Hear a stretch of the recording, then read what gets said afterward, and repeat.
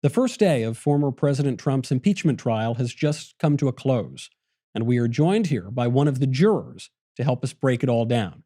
This is Verdict with Ted Cruz.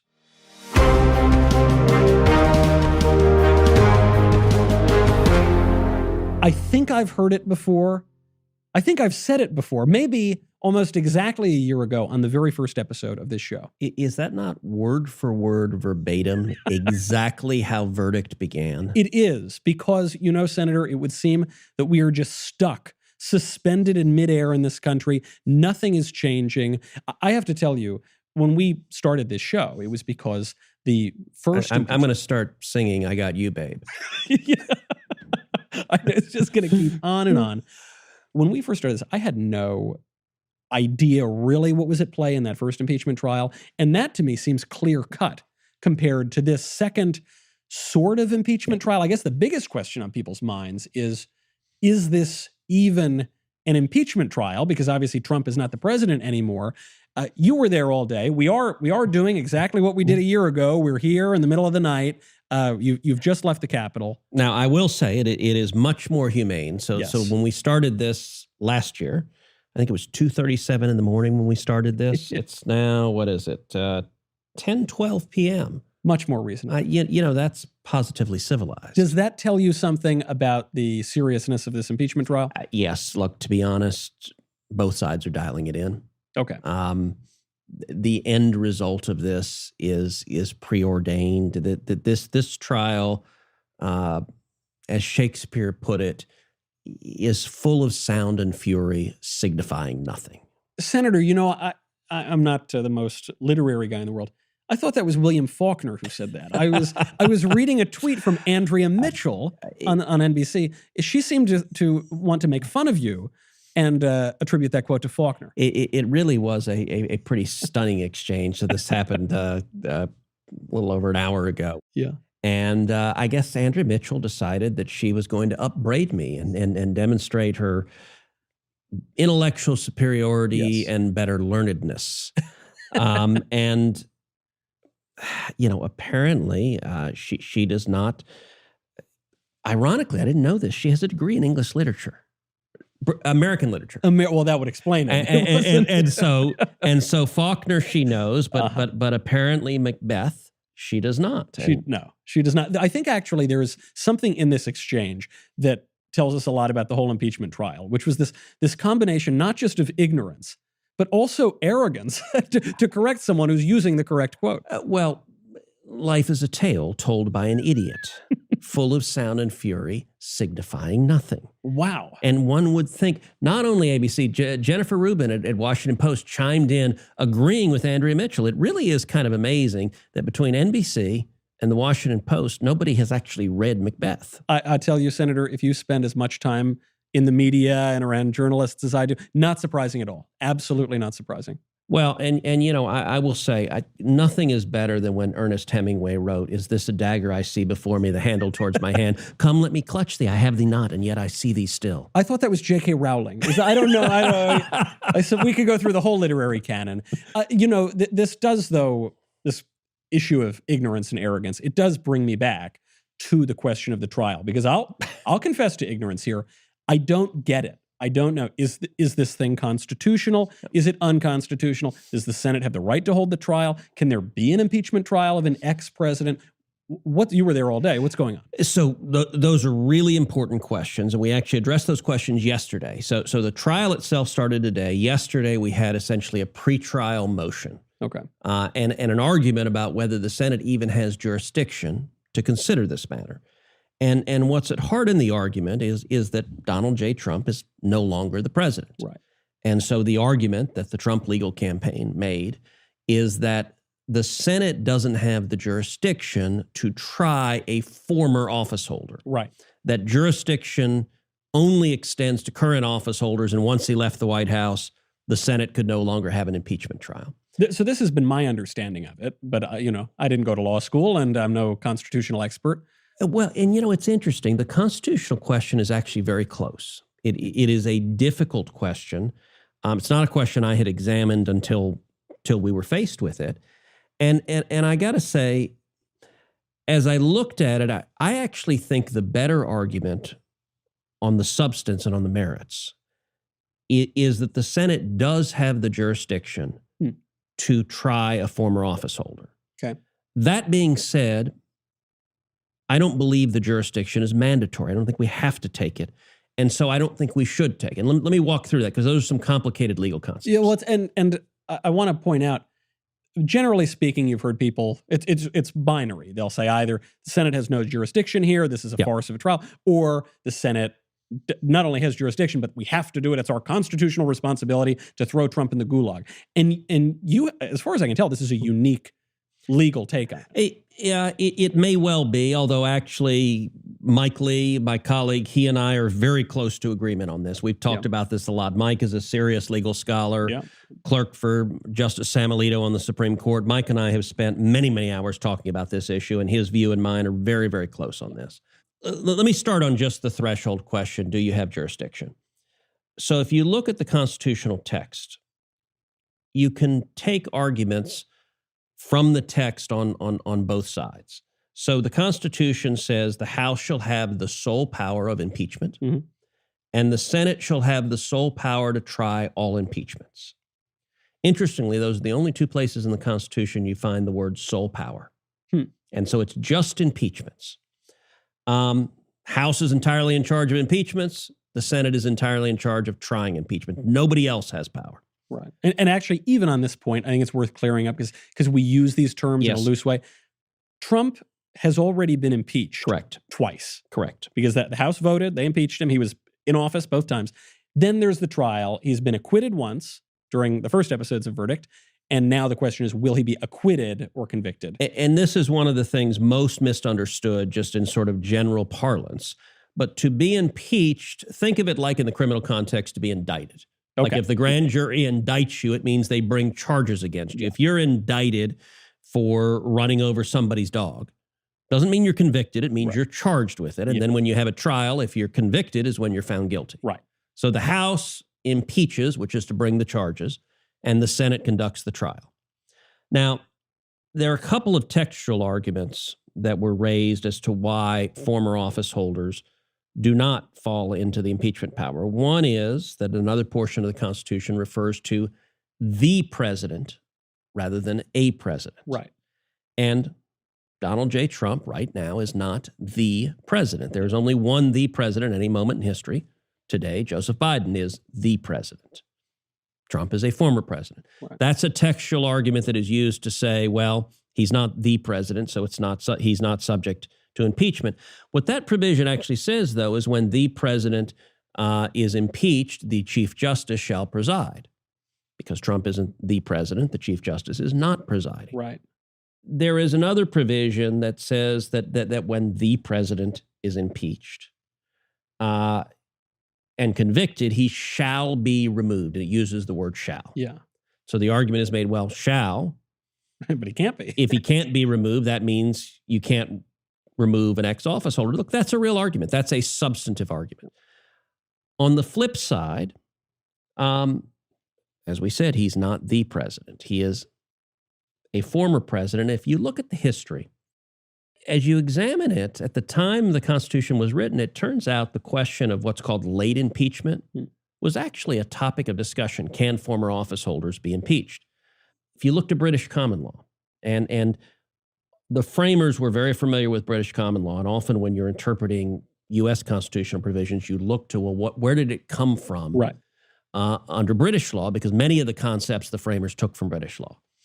And there were two very notable British impeachments. One was in 1725, and that was Lord Chancellor Macclesfield, who was impeached for public corruption. It's a very well-known impeachment. Oh, yeah, I knew all about it. I talked about this all the time. Is there a day you don't talk about the Macclesfield impeachment? Well, Macclesfield was impeached after he left office. A second impeachment was the impeachment of Warren Hastings. Now, Warren Hastings was the Governor General of India. Interestingly enough, his impeachment began in 1787. So literally, while the framers were in Constitution Hall in Philadelphia. And in the debates of the Constitution, they discuss the impeachment of Warren Hastings. Now, Hastings, likewise, was no longer the governor general, and yet nonetheless he was impeached. And by the way, do you know who led the charge to impeach Hastings? Who? Someone you're a big fan of. Would this be Edmund Burke? Edmund Burke. A great, considered the founder of modern conservative philosophy. It's actually very important context for how these framers are thinking about things. So they're literally talking about at the Constitutional Convention the impeachment of an out-of-office office holder. And by the way, right after the founding, 1806, in Great Britain, Lord Melville was impeached as well. So very shortly thereafter. So you've got a fair amount of history with British common law, and then you look at U.S. history. The first impeachment we have was of Senator Blunt of Tennessee. And he was impeached. He was actually impeached because he tried to essentially sell Florida and Louisiana away from the U.S. And he was impeached. He was thrown out of the Senate. The guy was crooked. This is like when someone says, if you believe that, I've got a bridge in Brooklyn to sell you. He tried to sell. He tried to sell a bridge in Florida. So there was a big debate during the Blunt impeachment. So Blunt was impeached. The House brought charges. The Senate expelled him because he was a senator. Yeah. And then there was a big debate on jurisdiction. There were two arguments on jurisdiction. One, that the Senate couldn't impeach him because he was a senator, and that impeachment didn't apply to members of Congress. It only applied to members of the executive branch or the judicial branch. Okay. And then secondly, an argument that was given was he couldn't be impeached because he was no longer in office, or he couldn't be tried, rather. The Senate ended up voting by a vote of 14-11 that the Senate did not have jurisdiction over Blunt. Okay. Both arguments were presented, so it's not necessarily conclusive. Yeah.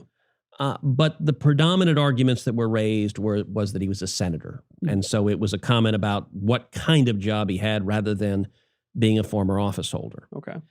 One other major precedent, 1876, Secretary of War William Belknap. Now, Belknap resigned, was crooked, was caught in corruption, was impeached, and the Senate actually had 2 weeks of debate over whether a former office holder could be impeached, because Belknap argued, I'm out of office, you can't impeach me. Right.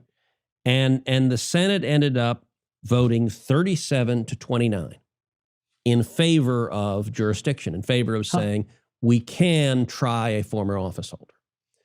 So as I look at this, the textual language of the Constitution, there's some ambiguity, but the grant of power to the Senate is really broad. The Senate shall have the sole power to try all impeachments. That's a very broad power.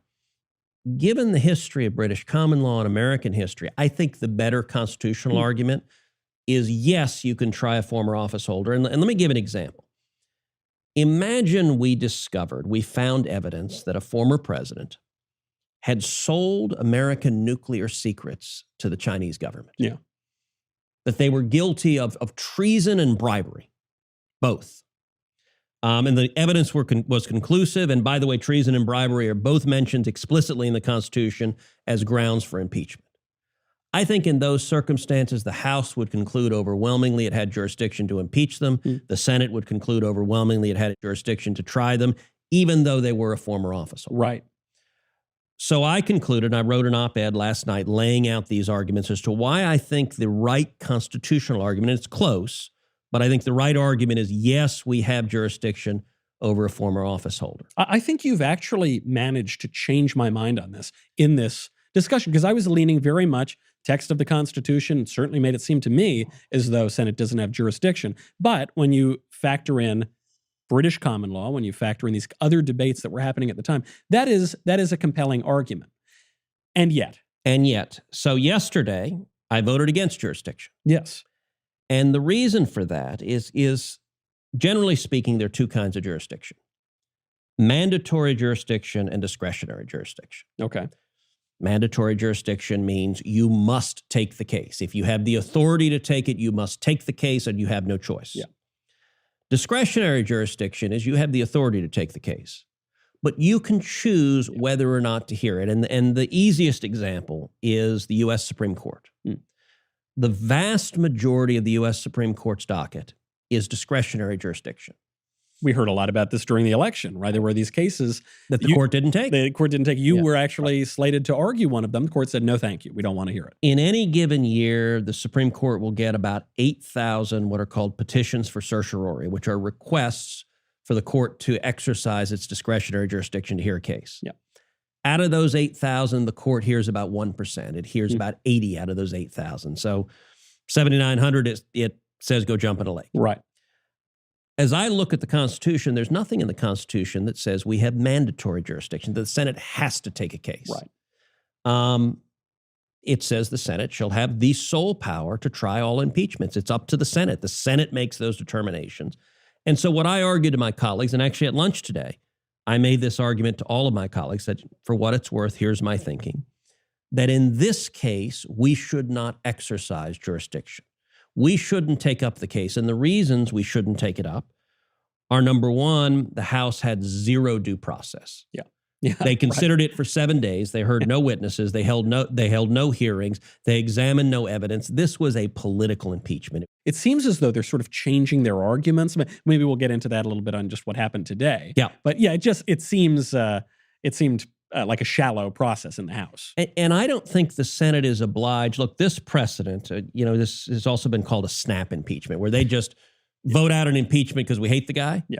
I don't think the Senate has any obligation if the House engages in a sham proceeding to conduct a full trial. Yeah. I think we are perfectly justified in saying we are declining to exercise jurisdiction over this because it doesn't meet the threshold of a credible, real, serious impeachment. Right.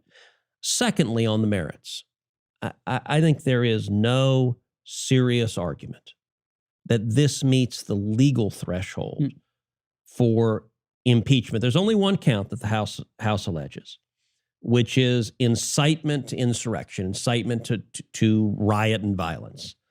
Now, there clearly was riot. There was a terrorist attack on the Capitol. It was horrific. And, today, so we went through 8 hours of the House manager's arguments. And they did an effective job. Let me start by saying that Democrats have a lot of trial lawyers. Yeah. And they had some trial lawyers today that were good storytellers, who were emotional. I mean, they got up, they walked through, they were well organized, and we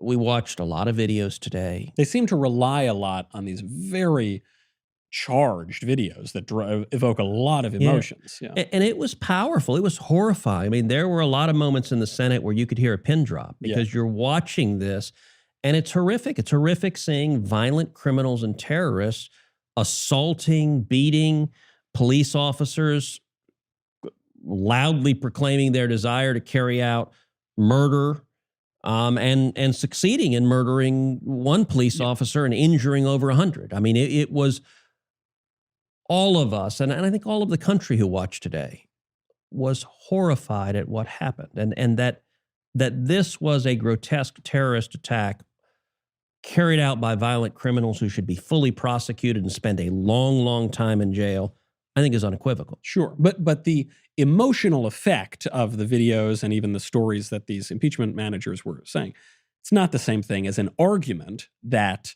the president committed an impeachable offense. Well, and 90+% of the time of the House managers today was on how horrific the attack was. Yeah.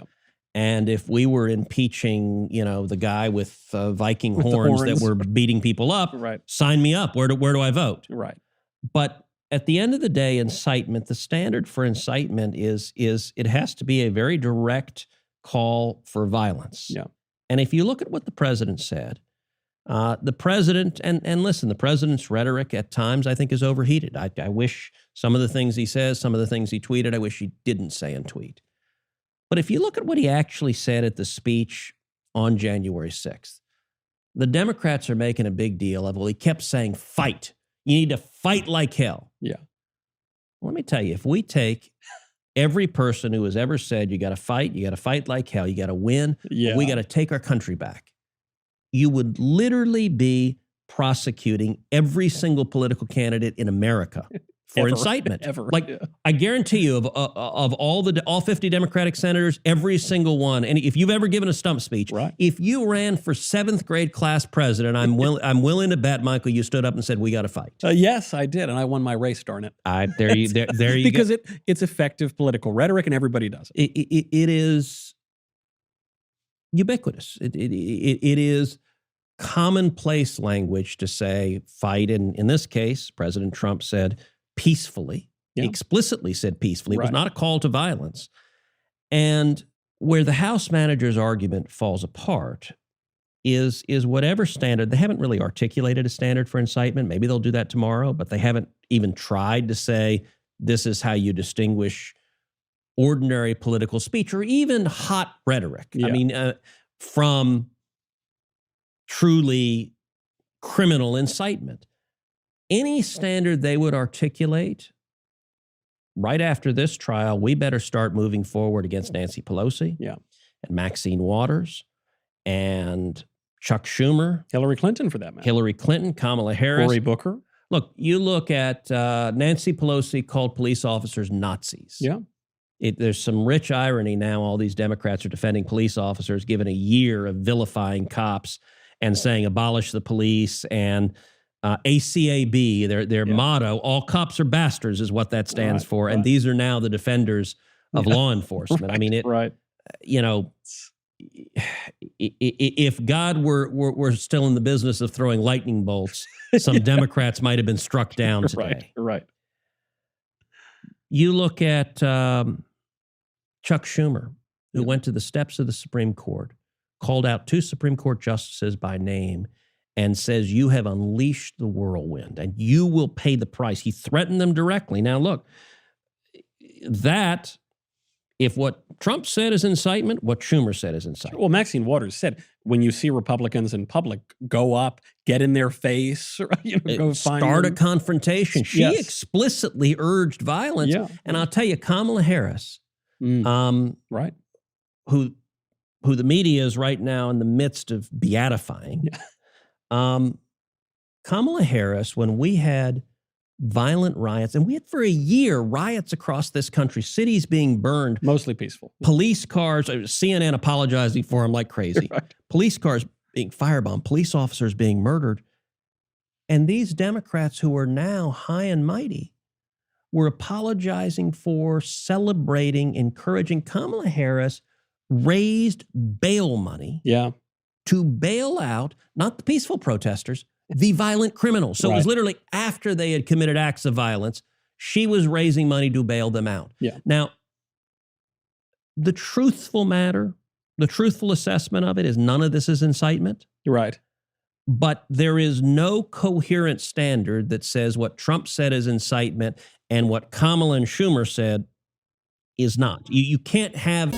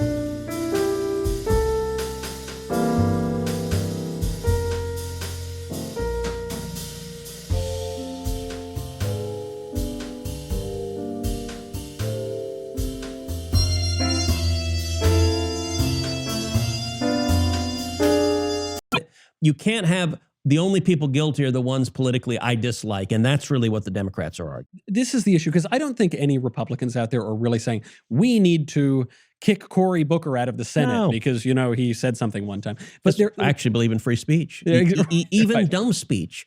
You have a right to it. But if we're going to take this unprecedented action, impeach a former president, now a private citizen in Florida, for this language where he said, maybe it was overblown at times, but he did say at the moment, be peaceful, don't be violent. If we're going to do that, why on earth are we letting Nancy Pelosi off the hook, Hillary Clinton, Maxine Waters, all these people? Because this is not a legal argument, it's not a constitutional argument, and it's not a principled argument. There's a reason why 90% of what they did today was emotional. It was just designed to have you go, oh my God, this was horrible. Yeah. And it was horrible. It was a terrorist attack. Now, there is a difference, which is that you and I and most people on the right unequivocally condemn this violence. It's bad. And we don't like it. And let me be clear, whoever is responsible for killing Officer Sicknick, assuming it was deliberate, I think those facts are still being investigated, but assuming it was deliberate, I'd execute them. Yeah, for murdering a crime, police right? officer. Yeah. As far as I'm concerned, if that's deliberate and not, maybe the facts come out that it was somehow accidental, in which case it wouldn't fall under capital punishment. Right. You'd instead prosecute them and put them away for a long time. But you and I are perfectly happy to unequivocally condemn the violence. The difference with the Democrats is most of the Democrats still haven't condemned the violence and rioting of BLM, of Antifa. When they agree politically with someone, violence somehow doesn't count. Right. So the Democrats seem to not have any coherent standard here. And the Republicans seem not particularly interested in this. I know there were a handful of Republicans who seem gung-ho on the impeachment trial, but most seem really uninterested. I think there was a report that some Republican senators were like reading books today, sort of gazing off in the distance. Yeah, look, to be honest, that's a little bit of gotcha journalism. It was. Okay, so I mean, you were in the room. You saw. Yeah, so I was in the room. We were all sitting at our desks. Most senators were at their desks the entire time. People would occasionally get up and go to the restroom. Yeah. Look, the median age in the Senate is about 97, so people have to go to the restroom. You know, you would also have, so periodically you would get up and go in the cloakroom. It's something we talked about in the last impeachment trial. Yeah. There were multiple times during the trial when I went back in the cloakroom. I went back to talk with Lindsey Graham, went back to talk with Rand Paul. I went back to talk with John Kennedy. I don't want to ask for tales out of school here, but I do. Can you give us anything of what was going on? You know, I don't necessarily want to get into it because a lot of what I was talking with them about was strategy for the next couple of days, about where the arguments are going, what are the responses. Although, look, a lot of what we were talking about is some of what we're saying here, which is the double standard. Yeah. That by any measure, you know, Lindsey was pointing out that I guess one of the people who was bailed out from this fund that Kamala raised money for went out and committed violence in yet another riot and injured somebody else. So, I mean, it was not, you know, not just once, but twice. Yeah. And so we were talking about, we're going to have probably on Saturday, 4 hours of questioning. Remember the first impeachment trial, we had senator questions. Yeah. And so a lot of what I was talking with Lindsey and John and Rand about is what sort of questions to ask. Yeah. But there's a fair amount of that strategizing that goes on just off of the floor in the cloakroom. Now, I know some reports are, I mean, you have to take it with a grain of salt because it's the left-wing media, but that the House impeachment managers, they're doing a great job. As you say, it was emotionally persuasive, if not logically all that persuasive. So how long is this going to go? Is there any chance that the Democrats succeed, or is this full of sand and fury signifying nothing? So stop quoting Faulkner. So I don't think it will go much longer. I think we are likely to be done Saturday night. Yeah. So what's currently scheduled, the House managers have 2 days, 16 hours to present their case. So we're 1 day into it. Yeah. They have tomorrow. We'll go, I guess, we'll wrap up 8 or 9 o'clock tomorrow night. Yep. And then Trump's lawyers have 16 hours over 2 days to present their case. I think it's quite likely Trump's lawyers will not take the whole 16 hours. I think virtually every senator thinks they should not take the whole 16 hours. When that is completed, there will be a vote on whether we should call additional witnesses. Mm-hmm. Now, right now, my understanding is the Democratic senators don't want additional witnesses. So everyone expects that vote to be no. Remember, we had a big fight in the last one about calling witnesses. Right. But is the idea here, what's the point? What would be the point of additional witnesses? I think so. And I think also, I think a lot of the Democratic senators wish they weren't there. That this impeachment, look, if you're a Democrat, your guy just won the White House. Yeah. You got a new administration. You're getting new Democratic cabinet members. You've got a Democratic majority in the House, and you just got a Democratic majority in the Senate. So there are a bunch of Democratic senators who suddenly are committee chairmen. They have gavels. They want to get on to the business of destroying the country. Yeah. And by the way, that is what they're going to be doing. You're right. But they are eager to pass their radical agenda. Yeah. And this is just sort of an impediment. This is a waste of time for that. I think they're frustrated. It was really the House Democrats that drove this. The House Democrats are just consumed with hatred for Trump. Yeah. And so I think the Senate Democrats felt like they didn't have much of a choice. They had to go through with it. I don't get the sense Biden's very happy about this. I mean, look, if you were, we were in week 3 of the Knowles presidency. I don't know that you would be all that interested in impeaching former President Ben Shapiro. You're right. You'd be like, well, in that specific case, maybe. But of course, if you get in there, you say, especially if someone like Joe Biden has been running for president since 1988, right? Yep. It's been a long time. This guy knows what he wants to do. He wants to wield the power, and he's got to hold up to keep talking about the guy that he just booted out of the White House. By the way, Biden was accused of plagiarism too, just like Andrea Mitchell accused me. So I don't know. true. Maybe that augurs well for future political endeavors. It does. But look, Biden wants to get on with it. I think there are a lot. So my sense of the Democrats, they don't want to see witnesses. We don't want to see witnesses. I think we'll vote on that. I think witnesses will not be called. And then we'll have 4 hours of questioning. And the way the questioning works is it alternates Democrat, Republican, Democrat, Republican.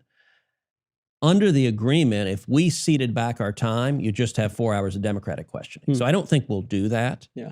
I think if we could actually give back our time, we might. But given that we'd just be giving it to the Democrats, I think we're unlikely to do that. Right. And then my guess is at the end of that, which will be probably Sunday evening or Saturday evening, I think we'll vote.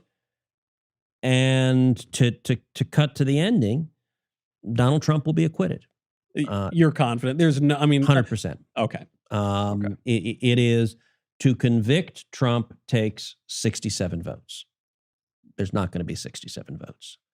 There's going to be 55 votes to convict him. And I'd say plus or minus 2. Okay. So it could be as high as 57, as low as 53. It ain't getting close to 67. Yeah. And we actually saw a proxy of that. We've had two votes now on the jurisdictional question. The first vote, there were 55 votes on jurisdiction. Actually, the second vote, there were 56. And I think those are proxies for where the final vote is going to be. Well, presumably, if you're one of the 45 senators who said the Senate doesn't have jurisdiction here, can't imagine you're going to vote to convict, right? You're saying the whole trial's a farce. One would certainly think so. Yeah. But who knows? I mean, that's why I say plus minus 2. I mean, you could have 1 or 2 who change their mind. You look at the first vote we had was a procedural vote on the jurisdictional question right at the outset. That there were 45. The vote yesterday, there were 44. So Bill Cassidy, Republican from Louisiana, who sits next to me on the floor. Yeah. He changed his vote. And the reason he changed his vote, he thought the Trump lawyers did terribly. Well, and Bill's kind of an interesting guy. Bill's a doctor. He's listening to the two sides, and he just said, well, gosh, the Democratic lawyers did a much better job than the Republican lawyers. And he said, so I'm going to vote for them. This is something that surprised me the first time we did this, a year ago, which is that it does matter what arguments people are making in the room. These are real people in the room. They're responding in real time. Maybe in this case, it's not going to be enough to change the outcome, but it does matter. It does matter, and it matters probably more for those without legal training and a deep constitutional background. Right. Look, Bill's a very talented doctor. If we were having couple people arguing about the right medical procedure to do, I wouldn't know anything. I guess I'd have to depend on whoever presented the best argument. If I were asked to judge how to treat some disease or injury, I'd have to listen to the sides and go, I don't know. What. Yeah, that guy sounds like he knows what he's talking about. Right? Particularly with those, look, for people who have a lot of experience in these issues, frankly, the arguments of the lawyers, you listen to them, but I'm spending time studying the text of the Constitution, the history. I'm assessing the arguments on my own. And so this is not a debate tournament. You're not filling out a ballot for who gave the best speech. You're trying to reach the right conclusion. And so I felt very comfortable with the conclusion, how I voted yesterday, which is no jurisdiction, although, as I said, not that we don't have the authority, but that we shouldn't exercise jurisdiction. Right.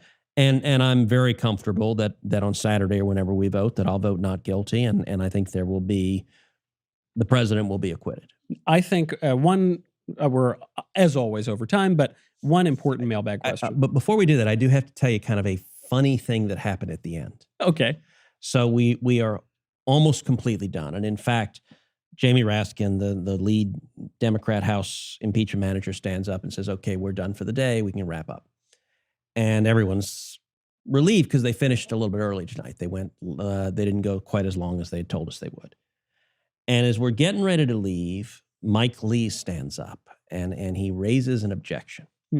So in the course of the Democratic House manager's presentation, they talked about on January 6th, right as the Capitol riot was beginning, that President Trump called Mike Lee's cell phone and he was looking for Tommy Tuberville, the new senator from Alabama.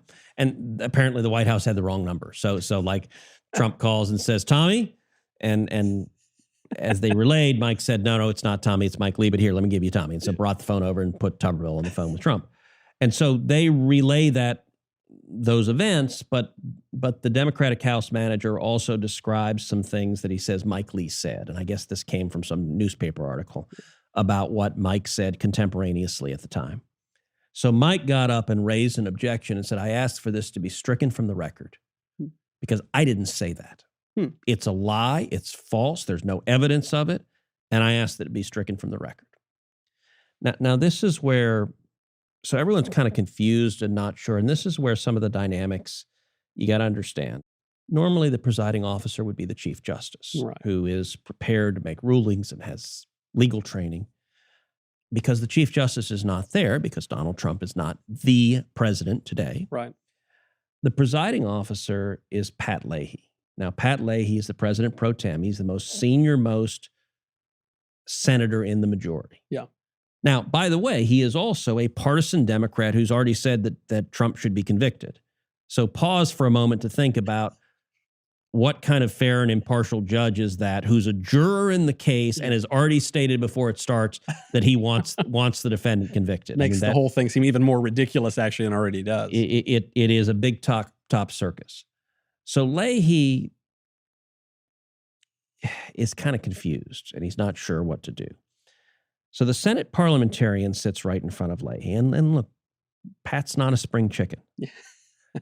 The president pro tem never is. Right. By definition, they are the most senior senator in the majority, and so they're typically in their high 80s. Yeah.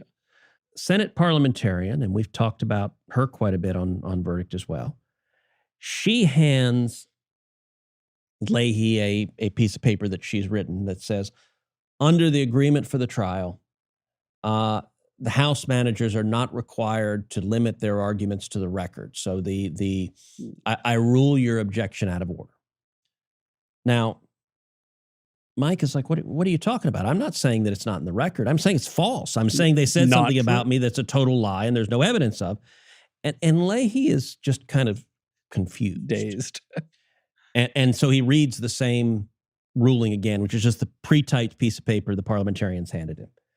At that point, Mike stands up and says, I appeal the ruling of the chair, which is at any point a senator can appeal the ruling of the chair and it goes to a vote to the body.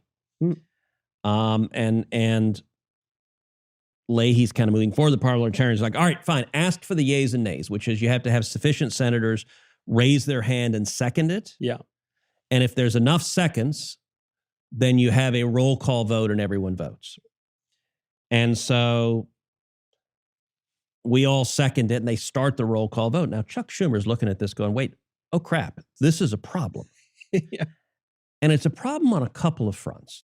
Number one, just on the merits, it's a little bit ridiculous that you've got a senator who you're saying a House member came and said something totally false about me and it should be out of the record. That's pretty messed up. Right. By the way, Joe Manchin, a Democrat, stands up and says, well, what was false about it? And so it's chaos on the floor. But Manchin's concerned, like, look, no senator wants House members to come in a proceeding and just say stuff about libel on the record. Right. So on the substance, Schumer recognizes it's a problem.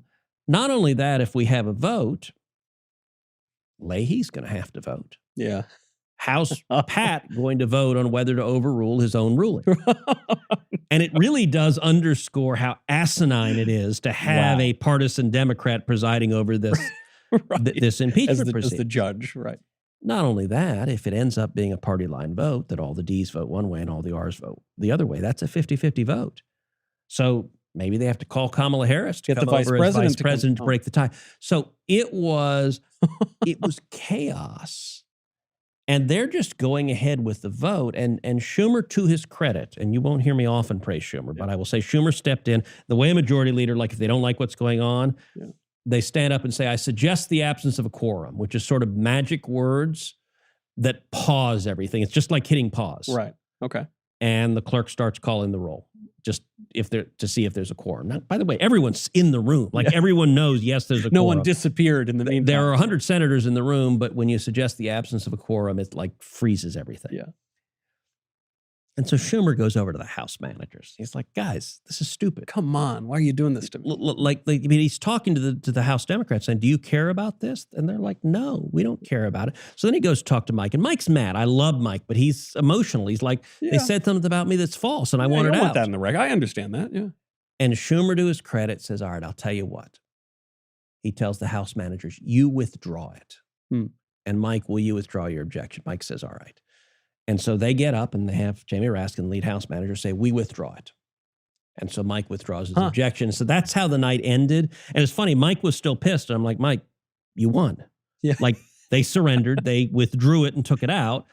And Franklin, I was telling one of the Democratic senators after, I said, look, Schumer was really smart to do that. That was the right thing to do. Well, he's a clever guy, no question. But so that's just a bit of, it was the night, people were kind of, it woke everyone up and startled everyone because it was a bit of drama and chaos that no one knew what would happen, and then it got resolved. And it's a minor issue, I mean, relatively, that some journalist lied and some House impeachment manager lied, and Mike Lee was upset about it.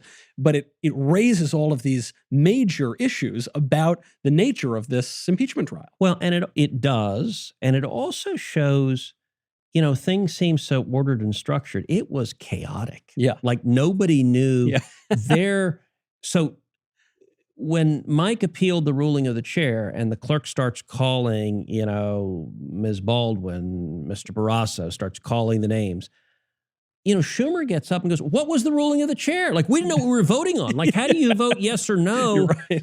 Usually things are more orderly, but it was truly chaotic where no one even knew whether to vote yes or no because we didn't know what the chair had ruled and what we were like, what yes or no means. I think it's a good symbol of the entire impeachment trial. Yep. I also have to say this may be the first episode where you have changed my opinion about something from the beginning to the end of it. So because we've been dealing with these very intricate, sophisticated issues and arguments, I want to end, even though we're way over time, I want to end on what I consider to be a much more important question. You're spending, 8 hours at a clip or more in these kind of long proceedings.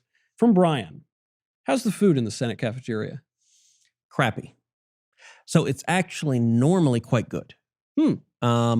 In normal times, we have lunch together. The Republican senators have lunch together Tuesday, Wednesday, Thursday. Okay. And the food's quite decent. Thursdays, a different Republican senator hosts it. And so you bring in, and often you'll fly in food from your home state. So I've flown in barbecue and Mexican food, and you host it, and you normally give a goodie bag of treats to your other senators, and you'll give all sorts of stuff. I've given people Shiner Bock. We give each other lots of liquor. It's interesting that. I've given salsa and things from Buc-ee's, and you kind of, from your state, you get up and bring them stuff. Tuesday and Wednesday, the Senate food is usually quite good that we eat.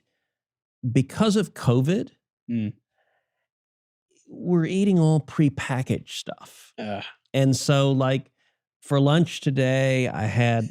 Well, and I'm also trying to do kind of keto. I'm trying to avoid carbs. We're all trying to do keto. You know, we hear it's supposed to work. It's hard to. And so I come in and the choices are really like I got a salad, which I hate salad. I feel like it's the food that your food eats. I know. I tell Heidi all the animals I eat are vegetarian.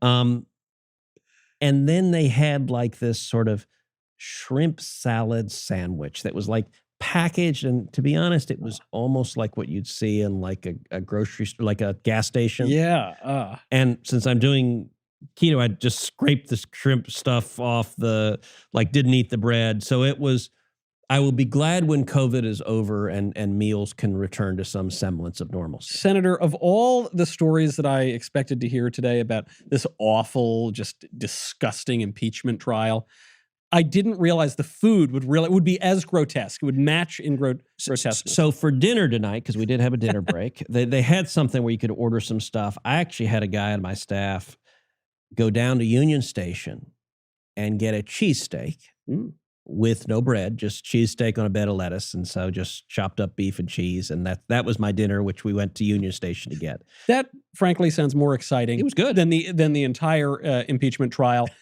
You really have, though. You've really explained it to me. Makes me actually long for this impeachment trial to continue, because I want it to stave off whatever kind of crazy legislation the Democrats want to push on us. Well, it's coming, and there's going to be a lot to talk about, but we did get a chance to do quite a bit of Law Geek stuff tonight. I know you always enjoy doing it because you know all this stuff, and I always enjoy it because I don't know any of it. So it's pretty helpful to me. But there will be a whole lot more once this silly season is over, and that will have probably far greater consequences for the country. We'll have to wait until then. I'm Michael Knowles. This is Verdict with Ted Cruz.